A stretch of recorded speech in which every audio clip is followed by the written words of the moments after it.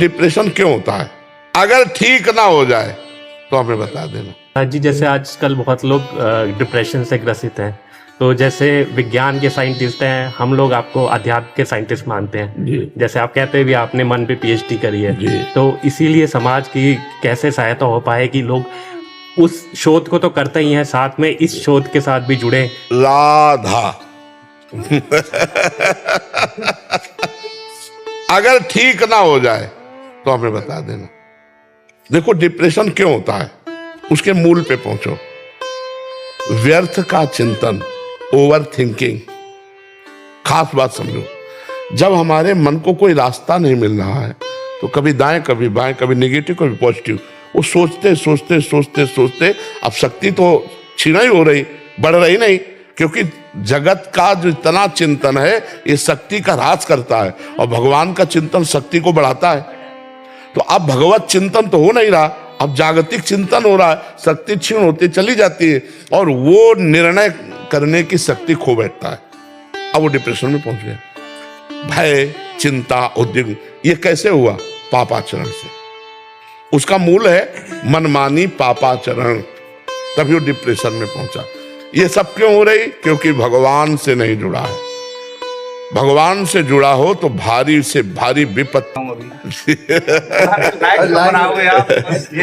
वैसे हमारे प्रभु के दरबार में नालायक का ही ज्यादा आदर होता है। देखो प्रभु को किसी लायकात की जरूरत नहीं और हम किसी लायक नहीं।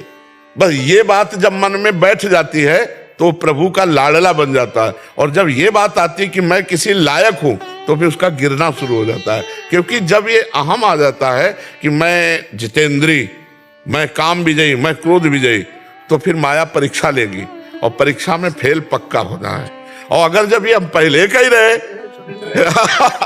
तो हमारी परीक्षा की जरूरत ही नहीं है, तो हमें लगता है हम नालायक ही भले रहता अच्छा रहेगा।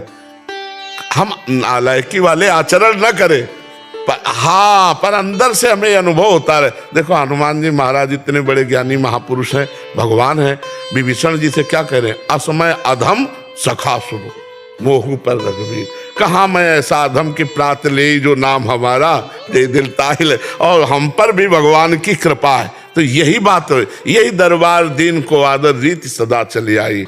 ये दरबार भगवान का ऐसे के लिए ही है कि मैं किसी योग्य नहीं हूं तो भगवान गले लगा लेते हैं, और जिनको ये मैं योग्य हूं तो योग्यता का फल भोगो जाके, और लोगों में भगवत प्राप्ति नहीं। भगवत प्राप्ति तो ऐसे गुरुदेव ने दैन्यता और विनम्रता दो चीजें तो बहुत ही कही है, बहुत ही कही है। हम दैन्यता और विनम्रता, ये आपने जो सिखाई है ना सबको, और बच्चों में भाव आने लगे हुए हैं। तो